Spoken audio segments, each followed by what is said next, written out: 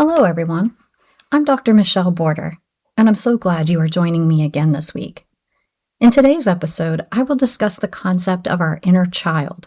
The inner child is a metaphor for the part of the brain that retains the emotions, memories, and beliefs formed during childhood. These emotions, memories, and beliefs can have a huge impact on our adulthood. So let's get started talking about that impact right now.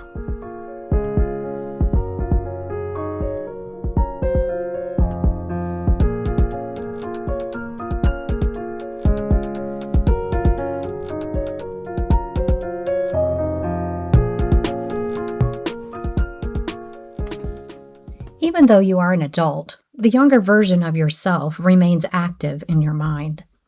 When you experience stress, triggers, or intense emotions in your daily life, your inner child can take the wheel, sometimes causing you to react with the emotional maturity or defense mechanisms you developed as a child.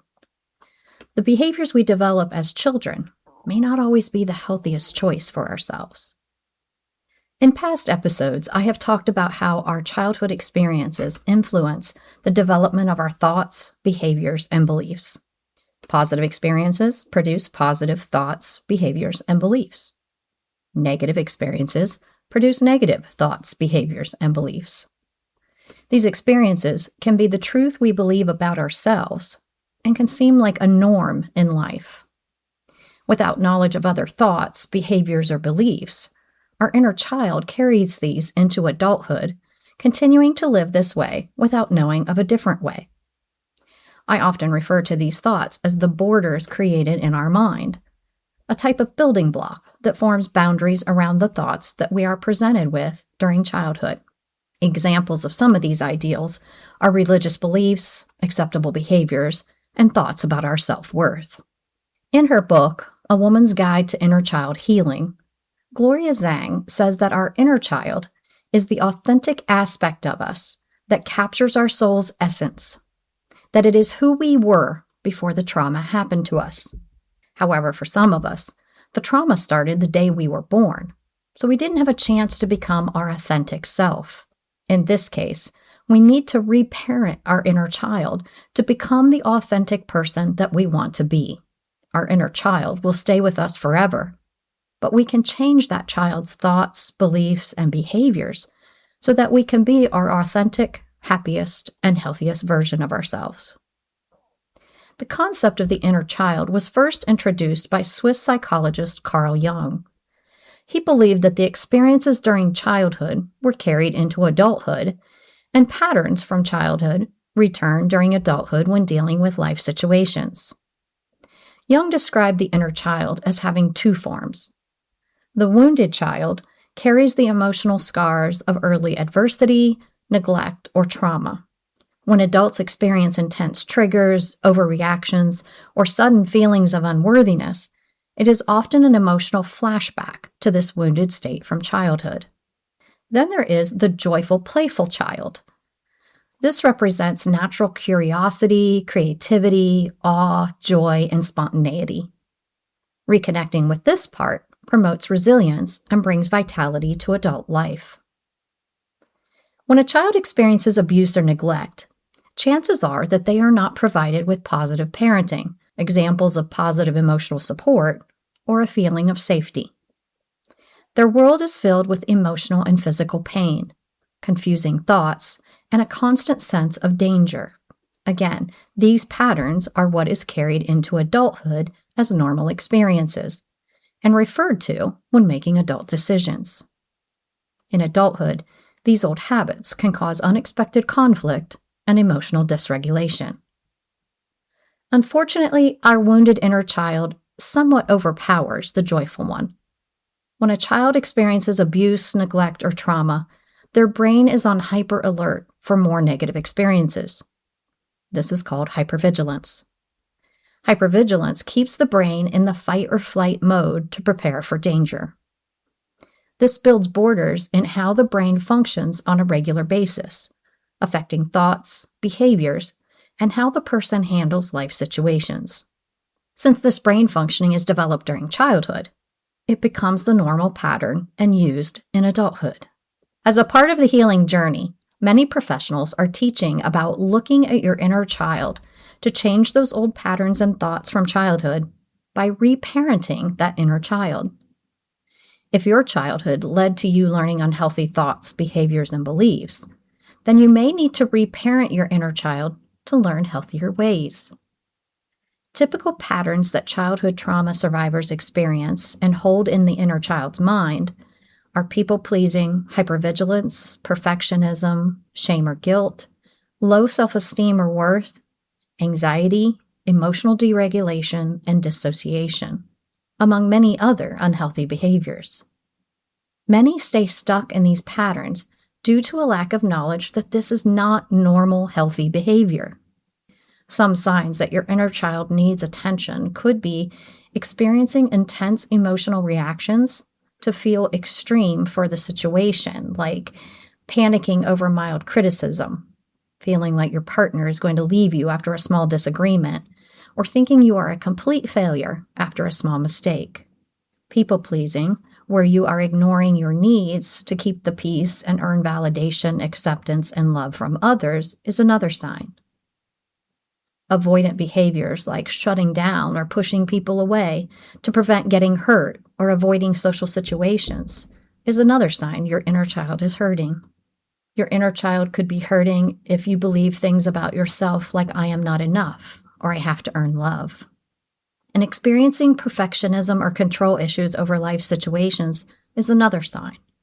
Feeling that everything has to be perfect or everything you do has to be done perfectly, or needing to have control over all situations and others to ensure that things turn out a certain way shows that you are holding on to unhealthy coping mechanisms from your past. If you are still feeling these types of feelings that formed during your childhood, you may need to work on reparenting your inner child. So why should we change our inner child? Humans gravitate towards what is familiar to us, even if it is bad for us. If we have been fed unhealthy things during childhood, we will still gravitate towards that in adulthood. This is what happened to me in my first marriage. I gravitated towards what was familiar to me and married someone that was similar to my parents. Our brains prefer predictable chaos over uncertain peace. We have to teach our brains that the uncertain peace is better for us than the known chaos. I don't think any parents have ever known exactly what to do to raise their child perfectly, and most of us do the best we can at raising our children. Some parents didn't provide a few things their child needed, but provided love and mostly healthy parenting, while other parents were abusive or neglectful, causing trauma for their child. And there are all types of parenting styles in between. Some of us have a little reparenting to do, others of us have a lot. Inner child healing involves us becoming our own parent to give our younger self the compassion, love, and safety we needed as a child, but didn't receive from our parents. To reparent yourself, you need to first identify your unmet needs. Take time to explore what you missed in childhood. Think about what kind of encouragement, emotional safety, or structure you did not get when growing up. Think back to a time when you felt unsafe, unloved, or hurt by your parents' actions. What did you need in that moment? An example for me is when I was honored in high school for having high grades at a banquet. My father wouldn't come because he lived about 45 minutes away from my school and didn't want to drive that far on a weeknight. And my mother suddenly had a bad headache and couldn't take me. So I ended up going with a friend and her mom. No one was there to support me in my accomplishment. That made me feel unimportant, like my achievement was worthless, and that I didn't matter to anyone. It is hard now for me to feel pride in myself as an adult, so I have to work on reparenting that part of me that missed out on emotional support, encouragement, and pride from my parents. Your next step is to connect with your inner child. Now, this doesn't mean you become childlike or that you have to behave like a child, but think about yourself when you were a child. Visualize yourself at a young age and think about what the younger version of you needed to feel safe and loved. Perhaps find a picture of yourself when you were experiencing trauma. If that child was with you right now, how would you talk to them, treat them, or react to them? When you are triggered by emotional distress from your childhood trauma as an adult, envision your inner child. What are they feeling in that situation? How would you help a child with those feelings? What would you say to that child? Give yourself that grace, patience, and love that you would give a child when dealing with adult triggers. Next, you need to start taking care of yourself. Sometimes this is called self-care.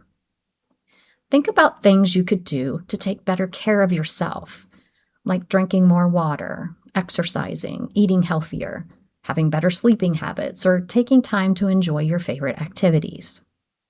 What are things you need or want to do for yourself? Then make a promise to do that for yourself. You would make sure a child has the right nutrients, sleep, and playtime, so allow yourself to be given those things too. Another thing to do when reparenting yourself is to practice saying no without guilt and protecting your energy. Oftentimes, survivors of childhood trauma become people pleasers, perfectionists, and overachievers. Allow yourself to say no to these behaviors if it means you are giving of yourself when you don't really want to. People will still like, love, and accept you, even if you say no sometimes.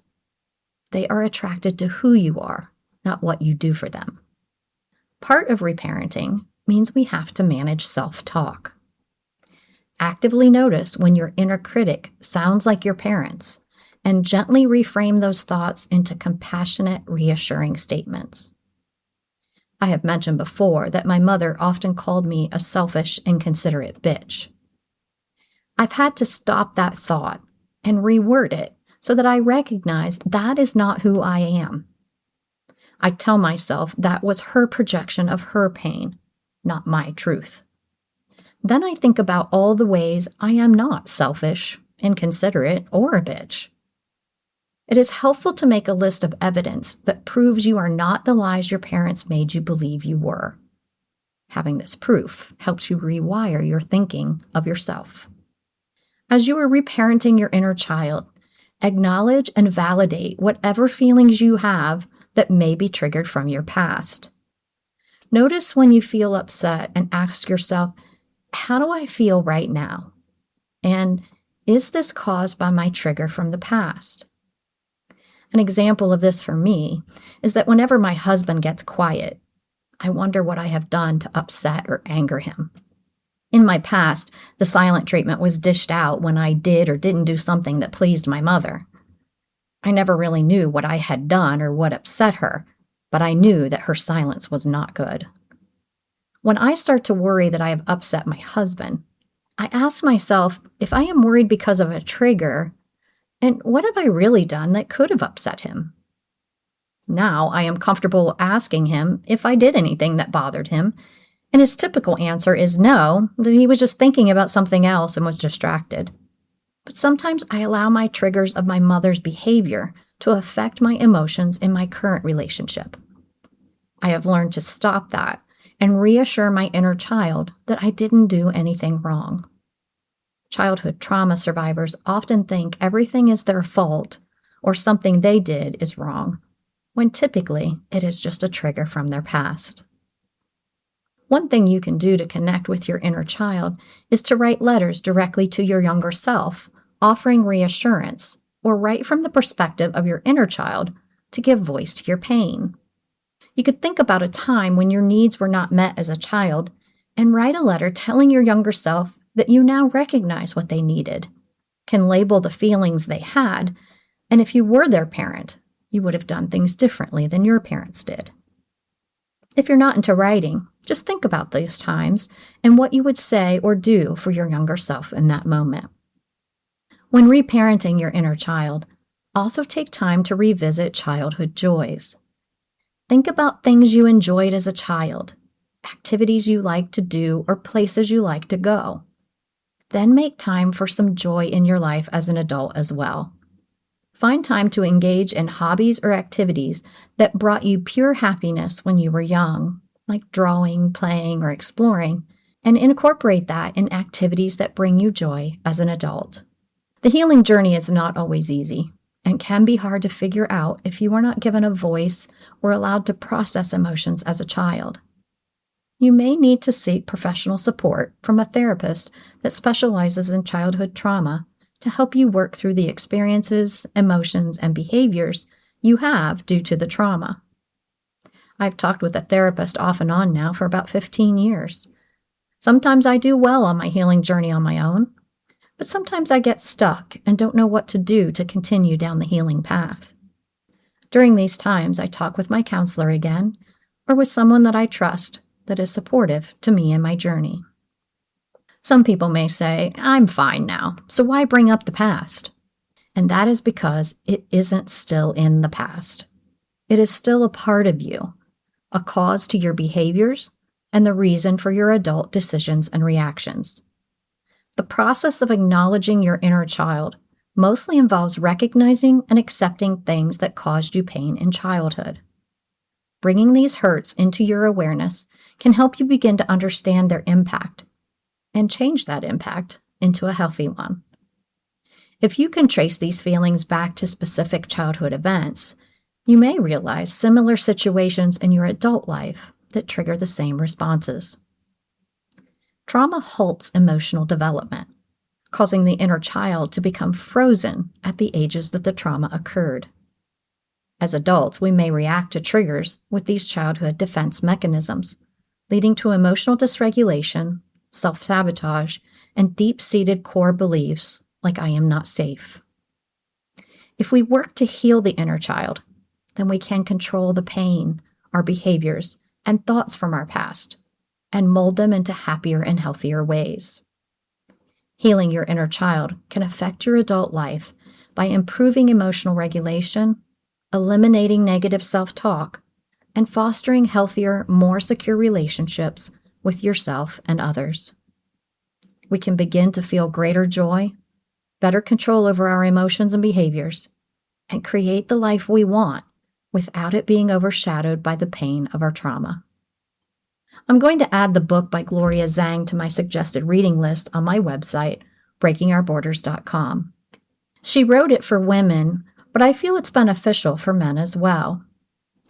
I'm also going to add a journal prompt with charts to my website that can help you think about situations your inner child experienced, the feelings you had then, and what you can do to reparent those feelings now.